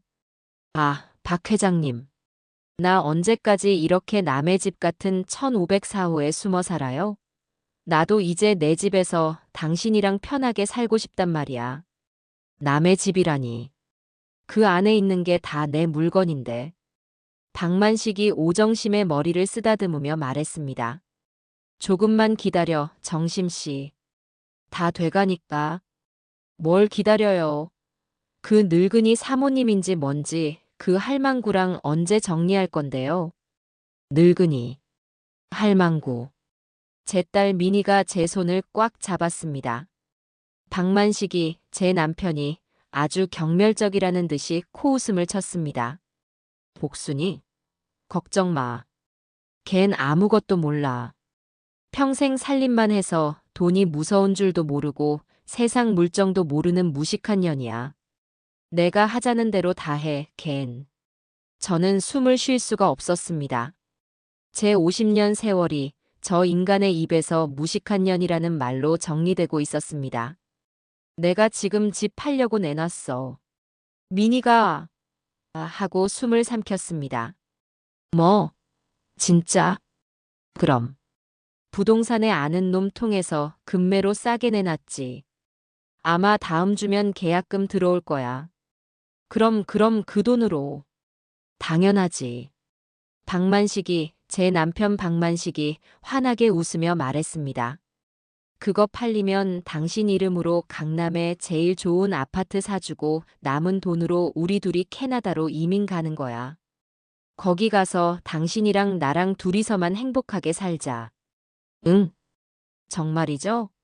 박 회장님 약속한 거다. 그럼 그 늙은이는 그냥 딸 미니네 집에 얹혀 살라고 하면 돼. 우리 사업이 망했다. 집이 넘어갔다고 울고불고 쇼 한 판 하면 걘 내 말 한마디면 다 믿어. 멍청해서. 멍청해서. 저는 더 이상 아무것도 들리지 않았습니다. 제 50년의 헌신, 제 청춘, 제 모든 것이 저 두 년 놈의 캐나다행 비행기 값으로 계산되고 있었습니다. 저를 평생 멍청한 아내로만 취급해온 저 인간을 저는 절대로 용서할 수 없었습니다. 엄마, 괜찮아? 미니가 울먹이며 제 어깨를 흔들었습니다. 저는 눈을 감았다 떴습니다. 미니야. 응. 저거 녹화 다 됐니? 다 됐어. 지금 파일 저장했어. 좋다. 저는 노트북을 덮었습니다. 이제 증거는 차고 넘쳤습니다. 가자. 어딜? 집에 가야지. 내 아버지 얼굴 보러. 저렇게 나를 멍청하다고 굳게 믿고 있는 내 남편 얼굴 보러 가야겠다. 다음 날 월요일 아침, 저는 평소보다 더 정성스럽게 아침상을 차렸습니다. 박만식은 어제 골프를 치고 그년과 뒹굴다 늦게 들어왔는지 피곤한 얼굴로 식탁에 앉더군요. 웬일로 진수성찬이네. 네. 곧 당신이 아주 먼 데로 떠날 것 같아서요. 뭐? 뭔데? 캐나다? 그 인간이 캐나다라는 말에 화들짝 놀라 저를 쳐다봤습니다. 캐나다는 무슨? 미니네 집에 김치 담가주러 가려고요. 아, 그런가. 하. 영감은 멋쩍게 웃으며 제 눈치를 살폈습니다. 저는 미니와 함께 집을 나섰습니다. 김필승 변호사를 만나는 날이었습니다. 미니의 노트북 안에는 어젯밤에 녹화된 지옥도가 고스란히 담겨 있었죠. 다시 마주한 김 변호사는 주말 사이에 더 날카로워진 듯 했습니다. 그래서 증거는 확보하셨습니까? 네. 미니가 말없이 노트북을 열어 영상을 재생했습니다. 김 변호사는 무표정한 얼굴로 화면을 응시했습니다. 제 살림살이가 가득한 1504호. 소파에서 뒹구는 두 년놈. 그리고 까나리 액젓 샐러드와 땡초 크림에 당하는 오정심의 추태까지. 김 변호사의 입꼬리가 미세하게 올라가는 것을 저는 놓치지 않았습니다. 어머님 아주 창의적인 복수를 하셨네요. 그리고 마지막 하이라이트. 집 팔려고 내놨어. 캐나다로 이민 가는 거야. 걘 멍청해서 내 말 한마디면 다 믿어. 박만식의 목소리가 사무실에 울려 퍼지자 김 변호사는 정지 버튼을 눌렀습니다. 그는 안경을 벗어 닦더니 저를 바라보며 아주 천천히 그리고 정중하게 말했습니다. 어머님, 이기셨습니다. 그 한마디에 저는 참았던 숨을 몰아쉬었습니다. 두 분이 정말 대단한 걸 해내셨네요. 이 정도 증거라면 박만식 씨는 속옷 한 장 못 건지고 쫓겨나게 될 겁니다. 이건 단순한 불륜이 아닙니다. 어머님을 기망하여 재산을 편취하고 그 재산으로 상간녀와 도피할 계획을 세운 악질적인 사기입니다. 박만식 씨는 민사, 형사 모두 빠져나갈 구멍이 없습니다. 김 변호사는 그 자리에서 바로 행동 계획을 브리핑했습니다. 첫째, 지금 당장 박만식 씨의 모든 은행 계좌, 오정심의 모든 은행 계좌, 그리고 1504호 오피스텔에 대해 가압류 및 가처분 신청을 넣겠습니다. 단 한 푼도 못 빼돌리게 막는 겁니다. 네. 그렇게 해주세요. 둘째, 박만식 씨를 상대로 이혼 소송 및 재산 분할 청구 소송을 제기합니다. 유책 배우자이므로 어머님께서 9대1, 아니 10대 0으로 승소하실 겁니다. 셋째, 오정심을 상대로는 상간녀 위자료 청구 소송을 제기합니다. 이 정도 증거라면 법정 최고액을 받아낼 수 있습니다. 넷째, 이게 가장 중요합니다. 박만식과 오정심을 공동 불법 행위자로 묶어 두 사람이 편취한 2억 원이 넘는 금액 전부에 대한 부당이득 반환 청구 소송을 동시에 진행합니다. 또한 어머님 도장을 도용한 것에 대해 박만식 씨를 사문서 위조로 형사 고소하고 오정심은 작물 취득 혐의로 함께 고소하겠습니다. 듣기만 해도 속이 시원해지는 말이었습니다. 변호사님, 지금 당장 진행해 주세요. 미니가 흥분해서 말했습니다. 하지만 저는 조용히 손을 들었습니다. 어머님, 왜 만족하지 못하십니까? 김 변호사가 의아한 듯 물었습니다. 변호사님. 네, 어머님. 저 인간 그냥 법으로만 서류 몇 장으로 끝내고 싶지 않아요. 무슨 말씀이신지. 제 50년입니다. 제 청춘이고 제 인생이었어요. 저것들은 제 딸 앞에서 저를 무식한 년이라고 불렀습니다. 제 어머니 유품 위에서 뒹굴었어요. 저 이번 주 일요일이 무슨 날인지 아십니까? 일요일이요? 저와 그 인간의 결혼 50주년입니다. 금혼식이죠. 그 말에 미니와 김 변호사는 숨을 삼켰습니다. 변호사님이 말씀하신 그 모든 소송 가압류부터 형사 고소까지 전부 그날 이후에 들어가 주세요. 월요일 아침에요. 엄마, 무슨 생각이야? 그 사이에 저 인간들이 도망가면 어떡해? 도망 못 간다. 저는 단호하게 말했습니다. 지금 집 팔려고 내놨다고 했지. 계약금 받아야 해서 그리고 그년이랑 캐나다 갈 준비하느라 적어도 이번 주말까지는 꼼짝없이 여기 있을 거다. 어머님, 위험할 수 있습니다. 괜찮습니다. 변호사님, 저는 법의 심판 이전에 장복순의 심판을 먼저 내리고 싶습니다. 저는 제 마지막 만찬을 준비할 겁니다. 김 변호사는 제 눈을 한참 동안 바라보더니 이내 고개를 끄덕였습니다. 알겠습니다. 어머님의 뜻대로 하죠. 모든 서류는 이번 주 금요일까지 완벽하게 준비해두고 월요일 아침 9시 정각에 일제히 접수하겠습니다. 고맙습니다. 엄마, 도대체 무슨 생각이야? 사무실을 나오자 미니가 불안한 듯 물었습니다. 저는 50년 만에 처음으로 아주 잔인하고도 통쾌한 미소를 지었습니다. 미니야. 응. 집에 가서 너가 아는 데 중에 제일 비싼 한우갈비 10근만 사와라. 갈비? 그리고 김서방도 일요일 저녁에 우리 집으로 오라고 해. 엄마, 내 아버지의 마지막 만찬이다. 가장 화려하게 차려줘야지. 안 그러니? 그날부터 일요일까지 제정신이 아니었습니다. 하지만 그건 슬픔이나 절망 때문이 아니었어요. 저는 마치 아주 중요한 연극의 주인공이 된 것처럼 치밀하고 완벽하게 제 50주년 기념일을 준비했습니다. 미니가 최고급 한우 갈비를 사왔습니다.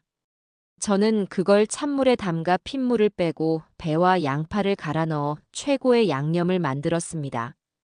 제 50년 주부 인생의 모든 내공을 쏟아부었죠. 그뿐만이 아니었습니다. 잡채를 볶고 삼색나물을 무치고 갖가지 전을 부쳤습니다. 박만식이 평소에 돈 아깝다고 못 먹게 했던 비싼 대하도 사다가 쪘습니다. 박만식은 제가 며칠 동안 주방에서 나오지 않는 것을 보고는 의아해하면서도 아주 만족스러운 표정이었습니다. 아이고, 웬일이야. 우리 마누라가 드디어 정신을 차렸나. 금혼식이라고 상다리 부러지게 차리네. 저는 속으로 내 마지막 만찬이다. 이놈아라고 되뇌며 겉으로는 인자하게 웃어주었습니다. 그럼요. 50주년인데.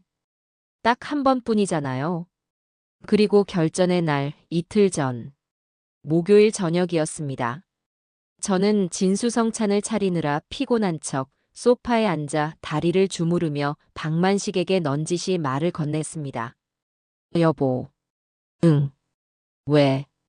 영감은 여전히 텔레비전에 눈을 고정한 채였습니다. 이번 주 일요일 우리 금혼식이잖아요. 알지.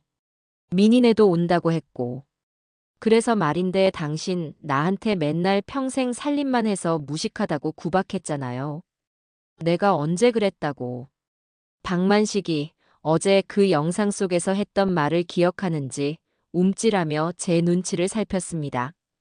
아니에요, 괜찮아요. 다 맞는 말인데 뭐. 저는 아주 처연한 표정을 지었습니다. 그래서 말인데 그날 당신 귀한 분도 좀 모시고 오면 안 될까요? 귀한 분? 누구? 그 미니한테 얘기 들었어요. 당신 부동산 일 봐주시는 아주 유능한 분 있다면서요. 당신을 회장님 소리하며 그렇게 깍듯하게 모신다던데. 박만식의 눈이 텔레비전을 떠나 제게로 향했습니다. 그 눈에는 의심과 탐욕이 동시에 서려 있었습니다. 오정심 씨 말인가? 어머, 이름이 오정심 씨구나. 네. 그분요. 당신 사업 파트너인데 우리 50주년에 밥 한 끼 대접하고 싶어서요. 내가 평생 당신 기 한 번 못 세워줬는데 이런 날이라도 당신 귀한 손님 모셔서 당신 체면 좀 세워드리고 싶네요.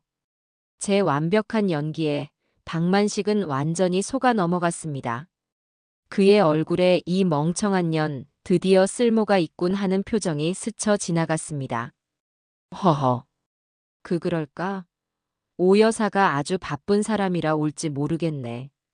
바빠도 오라고 하세요. 저는 그의 손을 잡았습니다.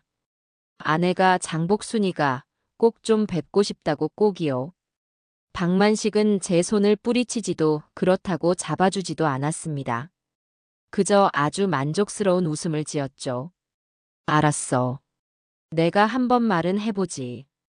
우리 마누라가 당신한테 아주 깍듯하게 대접하고 싶다더라고. 그는 그 자리에서 제 앞에서 보란 듯이 오정심에게 전화를 걸었습니다. 오 여사? 나야. 다름이 아니라 이번 주 일요일. 시간 좀 내줄 수 있어? 아니, 우리 집사람이 우리 결혼 50주년이라고 식사 대접을 꼭 하고 싶다네. 오 여사한테도 꼭 좀 와달라고 아내가 직접 초대한 거라고. 아니야. 우리 집사람 아무것도 몰라. 그냥 당신한테 잘 보이고 싶어서 그래. 당신이 내 재산 관리해주는 귀한 분이니까. 하하. 저는 주방으로 돌아가는 척하며 그 통화를 모두 들었습니다. 오정심은 처음에는 경계하는 듯 했지만 아무것도 모르는 멍청한 아내가 재산 관리인에게 잘 보이려고 부른다는 말에 기꺼이 오겠다고 한 모양입니다. 아마도 자기가 곧 차지하게 될 집을 미리 구경하고 본처인 제 면상을 보며 승리감을 만끽하고 싶었겠죠. 일요일 저녁 6시에 온다네. 당신이 그렇게까지 말하는데 와야지. 잘 생각하셨어요. 제가 아주 특별한 음식으로 모실게요. 저는 웃었습니다. 결전의 날 일요일이 밝았습니다. 저는 아침부터 목욕 재개했습니다. 그리고 제 옷장에서 가장 좋은 하지만 가장 점잖은 한복을 꺼내 입었습니다. 미니가 시집 갈 때 맞춘 것이었죠. 미니는 저보다 먼저 와서 집안 곳곳을 점검했습니다. 엄마, 김서방한테는 어디까지 말했어? 내장인 어른의 진짜 모습을 보게 될 거라고만 했다. 놀라지 말고 무슨 일이 있어도 내 편에 서라고. 그리고 이거. 미니가 가방에서 USB 하나를 꺼냈습니다. 그 안에는 8장에서 녹화된 지옥도의 하이라이트만 편집된 영상이 담겨 있었습니다. 거실 텔레비전에 연결해 놨어. 리모컨 이 버튼만 누르면 바로 재생돼. 잘했다. 오후 5시. 미니 남편인 김서방이 잔뜩 긴장한 얼굴로 도착했습니다. 장모님 무슨 일 있으신 건 아니죠? 미니가 하도. 아무 일 없네. 오늘은 그냥 우리 부부 50주년 잔칫날이야. 앉게. 저는 아무렇지 않은 척 김서방에게 수정과를 내어주었습니다. 오후 5시 50분. 집안에는 맛있는 갈비찜 냄새가 진동했습니다. 상다리가 부러지게 차려진 음식을 보며 김서방은 감탄했습니다. 와, 장모님, 오늘 정말 진수성찬이네요. 많이 먹게. 오늘이 자네 장인어른 마지막 만찬이 될 테니. 네. 딩동. 그때 현관 초인종이 울렸습니다. 제 심장이 쿵 하고 내려앉았습니다. 박만식은 이미 가장 좋은 양복으로 갈아입고 현관으로 뛰어나갔습니다. 아이고, 오셨구먼. 하하. 어서 들어오시게. 저는 주방에서 앞치마에 손을 닦으며 천천히 거실로 걸어 나갔습니다. 그리고 그년과 마주했습니다. 오정심. 1504호에서 봤던 그 보랏빛 코트 대신 아주 값비싼 흰색 투피스를 차려입고 있었습니다. 머리도 미용실에서 한껏 부풀렸더군요. 그녀는 저를 보자마자 아주 교양 있는 척 가식적인 미소를 지으며 다가왔습니다. 어머, 사모님. 처음 뵙겠습니다. 오정심입니다. 말씀 많이 들었어요. 그년이 제게 손을 내밀었습니다.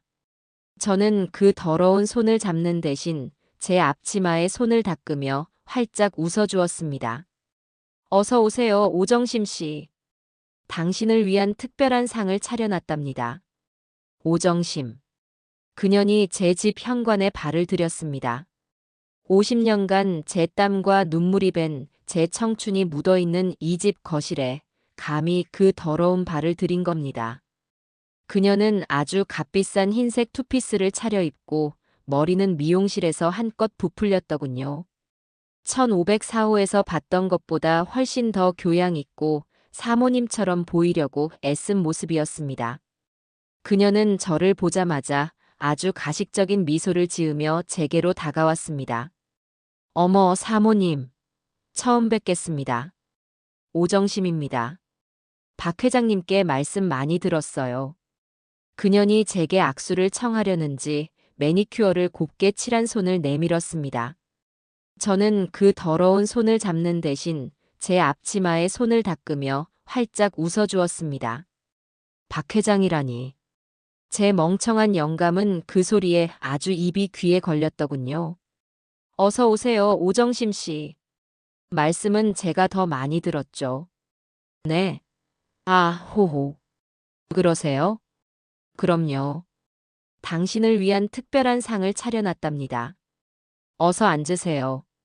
식탁으로 자리를 옮기는 그 짧은 순간에도 오정심의 눈은 제 집안 구석구석을 훑어보고 있었습니다.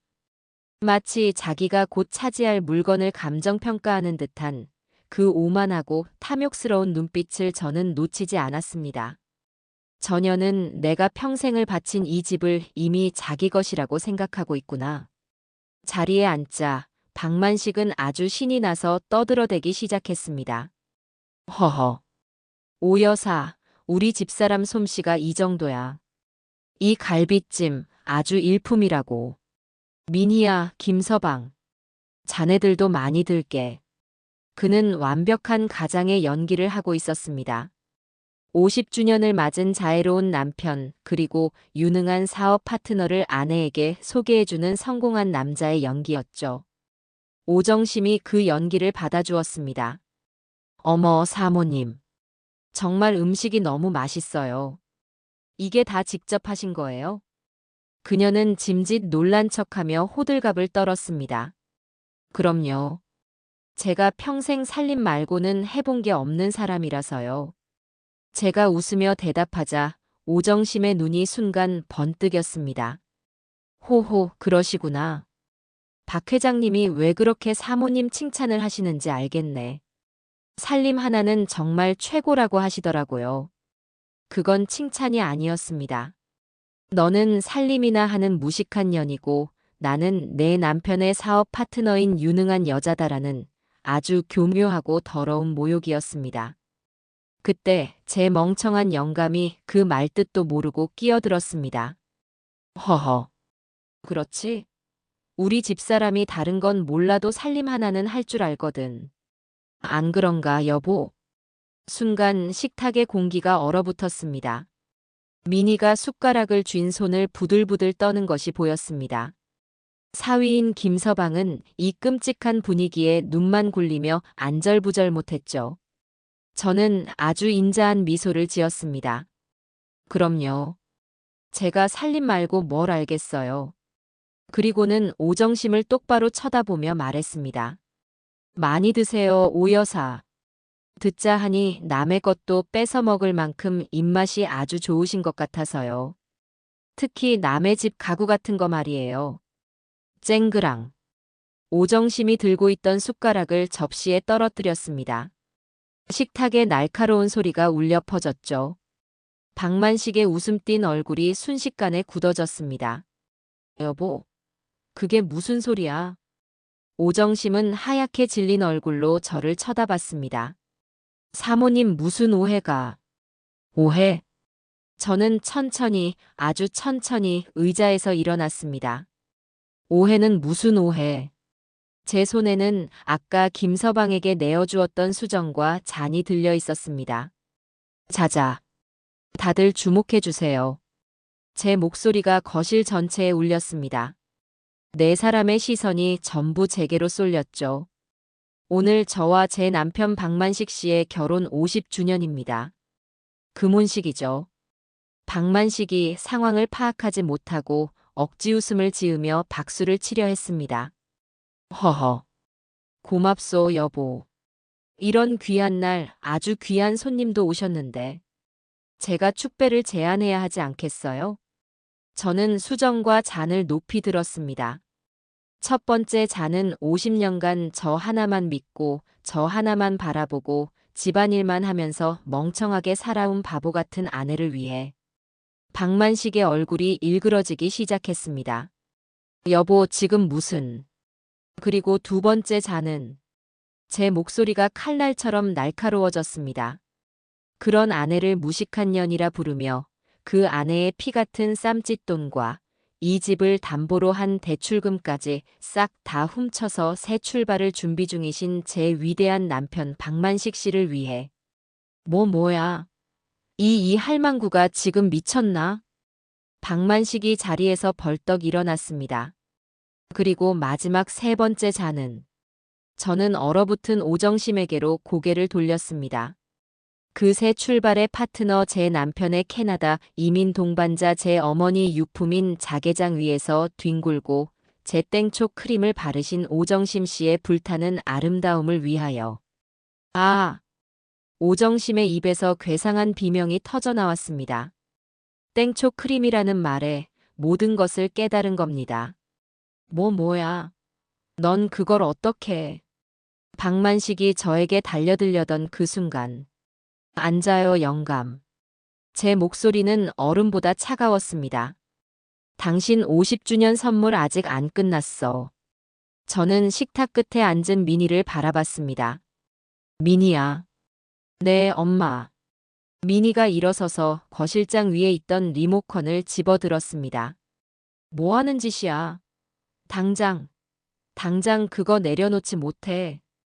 박만식이 미니에게 달려들려 했습니다.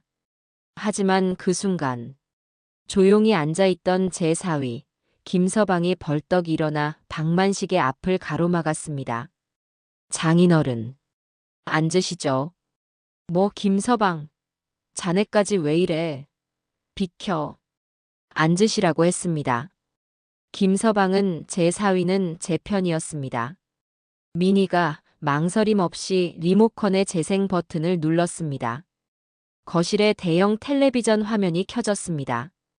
그리고 그토록 익숙했던 1504호의 침실 풍경이 나타났습니다. 제 어머니의 자개장이 선명하게 보였죠. 화면 속에서 박만식과 오정심이 서로 부둥켜 안고 입을 맞추는 장면이 나왔습니다. 아, 김서방이 제 사위가 충격으로 입을 다물지 못했습니다. 꺼, 당장 꺼, 저거 꺼.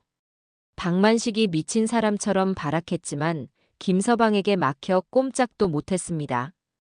텔레비전에서는 두 년놈의 추악한 대화가 생생하게 흘러나왔습니다.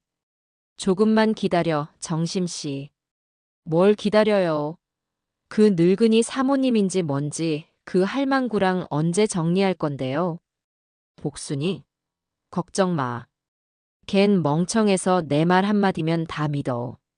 박만식의 얼굴이 잿빛으로 변해갔습니다. 집 팔려고 내놨어. 캐나다로 이민 가는 거야. 걘 그냥 딸 민희네 집에 얹혀 살라고 하면 돼.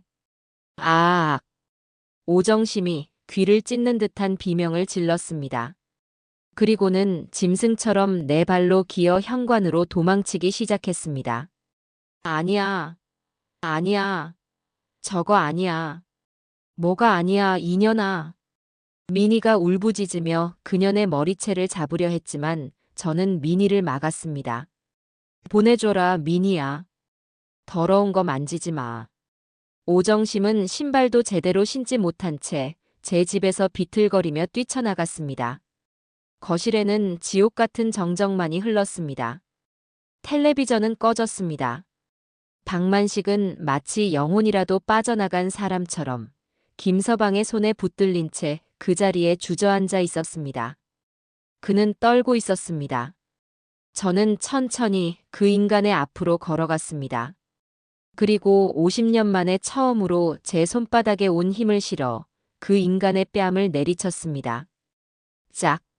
살과 뼈가 부딪히는 아주 끔찍한 소리가 났습니다. 이건 내 50년 값이다. 박만식의 고개가 반대로 돌아갔습니다. 저는 반대쪽 뺨을 다시 한번 내리쳤습니다. 짝! 이건 내 어머니 유품 값이다. 그 인간의 입에서 피가 터져 나왔습니다. 그는 차마 저를 쳐다보지도 못하고 바닥만 보며 부들부들 떨고 있었습니다. 그리고 이건 저는 식탁 위에 있던 민희가 미리 준비해둔 서류 봉투를 집어들었습니다. 그리고 그 내용물을 박만식의 얼굴에 뿌렸습니다.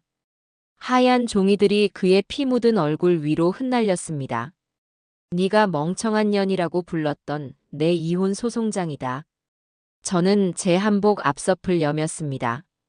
내 집에서 당장 나가. 박만식은 한동안 그 자리에 주저앉아 상황을 파악하지 못하는 듯 했습니다. 복순아, 내가 잘못했다 한 번만. 그가 기어들어가는 목소리로 빌기 시작했습니다. 저는 대답할 가치도 없다는 듯 민희에게 고갯짓을 민희는 이미 수화기를 들고 있었습니다. 네. 112죠. 여기 저희 엄마 집인데요. 웬 남자가 행패를 부리고 안 나갑니다. 네, 저희 아버진데 지금 엄마한테 접근 금지 명령이 내려진 상태거든요. 네, 빨리 좀 와주세요. 접근 금지 명령. 그 말에 박만식의 눈이 공포로 커졌습니다. 뭐? 접근 금지. 그래. 제가 차갑게 말했습니다. 변호사가 어제부로 신청해놨다. 넌 이제 이 집 현관문 100m 안으로 접근도 못하는 인간이야. 법적으로. 10분도 채 되지 않아 경찰 2명이 도착했습니다. 저는 경찰에게 김 변호사가 발급받은 임시 접근 금지 명령서 사본을 보여주었습니다. 박만식은 내 집이야. 여긴 내 집이라고. 라며 마지막 발악을 했지만 경찰은 냉정했습니다.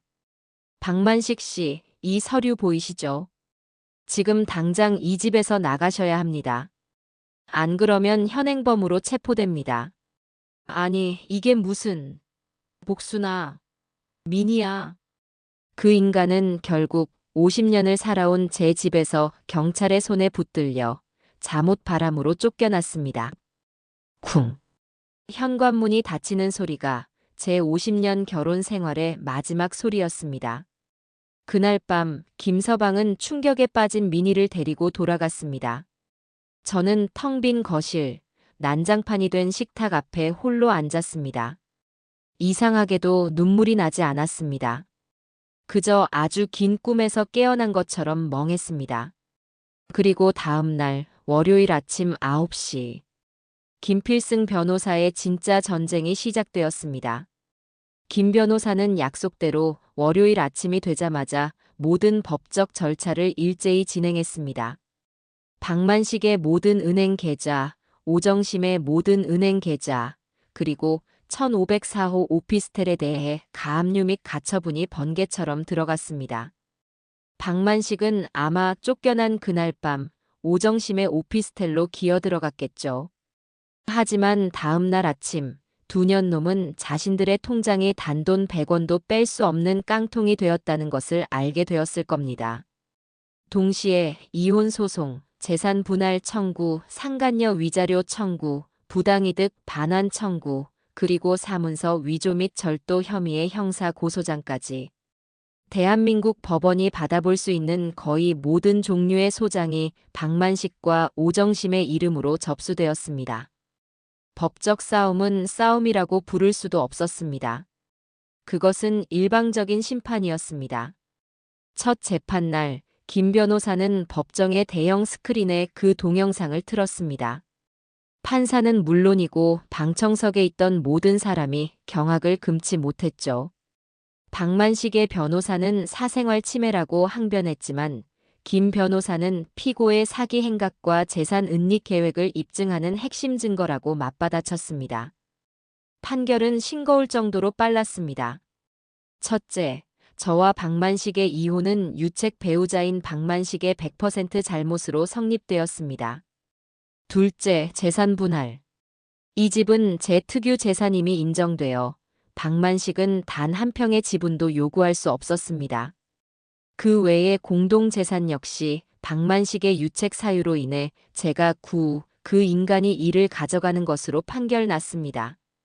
셋째, 박만식이 제 개인 통장에서 훔쳐간 5천만 원, 그리고 집을 담보로 대출받아 오정심에게 넘긴 1억 5천만 원은 전액 부당이득으로 인정되어 박만식과 오정심 두 사람이 연대하여 제게 반환하라는 판결이 내려졌습니다. 넷째, 오정심에 대한 상간녀 위자료는 법정 최고액인 5천만 원이 인정되었습니다. 다섯째, 형사재판. 박만식은 사문서 위조 혐의로 징역 6개월에 집행유예 2년을 선고받았습니다. 늙은 나이에 감옥에 가지 않은 것을 다행으로 여겨야 했죠. 두 년놈은 말 그대로 알거지가 되었습니다. 오정심은 가압류된 1504호 오피스텔을 헐값에 금매로 넘겨 제게 줘야 할 돈과 위자료를 겨우겨우 갚았습니다. 박만식은 수중에 돈 한 푼 없이 거리로 나앉게 되었습니다. 판결이 모두 끝난 어느 날 저와 민희 그리고 김 변호사는 S라인 기획의 실장과 함께 1504호 오피스텔로 향했습니다. 이제는 제게 넘어온 압류 물품, 즉 제 살림살이를 되찾으러 가는 날이었습니다. 문을 열자 이미 짐이 다 빠져나간 텅 빈 방에 제 자개장과 안마의자, 찻잔 세트가 먼지를 뒤집어 쓴 채 덩그러니 놓여 있었습니다. 오정심은 없었습니다. 이미 모든 것을 포기하고 도망친 뒤였죠. 엄마 이제 이거 다시 집으로 가져가. 민희가 물었습니다. 저는 자개장으로 다가갔습니다. 제 어머니의 손때가 묻은 제 50년의 흔적이 담긴 가구였습니다. 하지만 이제는 저 더러운 년놈들의 욕정이 묻어버렸습니다. 아니, 저는 고개를 저었습니다. 이거 불태워버려라. 엄마, 내 어머니 유품 저런 더러운 것들이 만진 채로 다시 드리고 싶지 않다. 안마의자고 찻잔이고 싹 다 버려. 폐기 처분해. 저는 그 방에서 제 과거와 함께 모든 것을 버렸습니다. 그 후로 몇 달이 흘렀습니다. 박만식은 민희에게, 사위에게, 심지어 제게까지 죽고 싶다고 용서해달라고 수백 통의 문자를 보냈습니다. 하지만 저도 민희도 답하지 않았습니다. 최근에 들려온 소식으로는 민희가 예전에 알려준 지방의 한 요양병원에서 야간 경비 겸 자벽부로 일하고 있다고 합니다. 월 150만 원을 받고 병원 구석의 작은 숙직실에서 지낸다고 하더군요. 자식들에게도 저에게도 버림받은 채 그는 그곳에서 자신의 마지막을 보내게 될 겁니다. 봄이 왔습니다. 저는 그동안 집을 새로 단장했습니다. 자개장이 사라진 텅 빈 안방에 저는 밝은색 붙박이장을 새로 들였습니다. 거실에는 푹신한 1인용 리클라이너 소파를 두었죠. 안마의자요? 필요 없습니다. 저는 이제 매일 아침 요가 학원에 다니거든요. 제 아침은 완전히 달라졌습니다. 저는 요즘도 아침 일찍 일어납니다. 하지만 더 이상 누군가의 눈치를 보거나 역겨운 스킨 냄새를 맡지 않아도 됩니다. 창문을 활짝 열고 상쾌한 아침 공기를 마십니다. 그리고 예전처럼 시장에 갑니다. 하지만 이제는 누군가를 의심하거나 쫓기 위해서가 아닙니다. 저는 정육점 김 사장에게 가서 저 혼자 먹을 맛있는 한우 안심을 삽니다. 아이고 사모님, 얼굴이 폈네, 폈어. 김 사장의 너스레에 저는 환하게 웃어줍니다. 채소가게 이 할머니에게서는 가장 신선한 제철 나물을 삽니다. 그리고 그 지옥 같던 날, 제가 숨어있던 그 빵집. 이제 그곳은 제 단골 브런치 가게가 되었습니다. 저는 시장에서 산 예쁜 꽃 한 다발을 제 테이블에 꽂아두고 따뜻한 아메리카노와 갓 구운 빵을 먹습니다. 창밖으로 예전에 박만식이 향하던 그 오피스텔 건물이 보입니다. 이제 저곳은 저와 아무 상관이 없는 그저 풍경일 뿐입니다. 제 이름은 장복순. 나이 74. 저는 50년간 박만식의 아내로 살았습니다.